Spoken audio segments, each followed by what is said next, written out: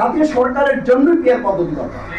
This is solution only এবং easy solution. আপনাদের chairman সাহেব বলেন, আপনারা বলেন জাতীয় সরকার করবেন, তো জাতীয় সরকারের সবচেয়ে গুরুত্বপূর্ণ রূপরেখায় তো নিহিত আছে পিয়ার পদ্ধতির মাধ্যমে, যেখানে সকল ছোট ছোট দলগুলোকে, বড় দলগুলোকে, মাঝারি দলগুলোকে, যারা জনগণের মোটামুটি প্রতিনিধিত্ব করবে, জনগণ ভোট দিলে তো না বোঝা যাবে সে দল, ভোট না দিলে তো সে জোর করে ঢুকতে পারতেছে না।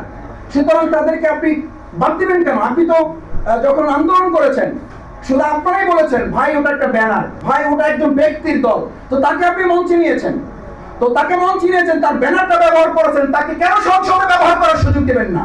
এটা অবিচার, এটা অন্যায়, এটা বৈষম্য। বাংলাদেশ জামাত ইসলামী এই জায়গায় বলেছে আমরা পিয়ার পদ্ধতির মাধ্যমে এই বৈষম্যের প্রবণচনা করে একটা সুন্দর ইলেকশন আমরা করবো। আমরা বলেছি পিয়ার পদ্ধতি ছাড়া আমরা ইলেকশন জনগণের এদেশে চায় না, এবং সেই ইলেকশন জামাত ইসলামী মনে করে অন্তর্বর্তীকালীন সরকার এই ব্যাপারে আরো সিএসসি বলেছেন যে আমাদের জীবন বাজি রেখে হলেও আমরা একটা সুন্দর নির্বাচন উপহার দেব। আমরা এটার প্রতি আস্থা রাখতে চাই, কিন্তু সিনারিও আমাদেরকে প্রমাণ করতে হবে। আপনার প্রশাসন এখন পর্যন্ত কোথাও কোথাও এটা আছে, আমার কথা শুনলে থাকতে পারবেন, না হলে থাকতে পারবেন না, আমার হুকুম মতো চললে আপনি এখানে থাকতে পারবেন, নাহলে আপনি থাকতে পারবেন না।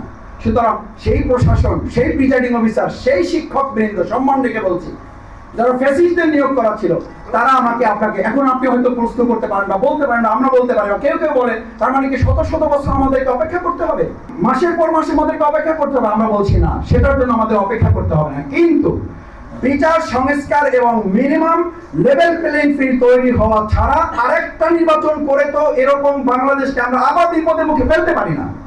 প্রশাসনের মধ্যে পরিবর্তন হচ্ছে, এখনো সৎ, দক্ষ, দেশপ্রেমিক প্রশাসনিক লোকদেরকে গুরুত্ব না দিয়ে অধিকাংশ ক্ষেত্রে তেলবাজ প্রশাসনকে এখনো গুরুত্ব দেওয়া হচ্ছে। এটা প্রমাণ করে না আগামী দিনের জাতীয় সংসদ নির্বাচন ভালোভাবে তারা করতে চান অথবা করতে পারবেন।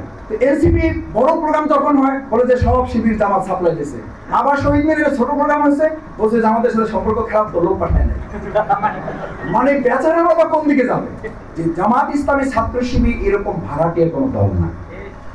জামাত ইসলামী ছাত্র শিবির দেশের জন্য কাজ করে, সেই কাজটা যদি আমার একদম প্রতিপক্ষ করে, আমি তার সাথে কালকে কাজ করতে রাজি আছি। সেই কাজটা যদি আমার জীবনের শত্রুও করে, আমার জীবনের শত্রুর সাথে গালাগালি বাদ দিয়ে আমাদের সাথে গলাগলি করে জামাত ইসলামী কাজ করে একটা জাতীয় সরকার বিনির্মাণের লক্ষ্যে আমরা চেষ্টা করে যাচ্ছি।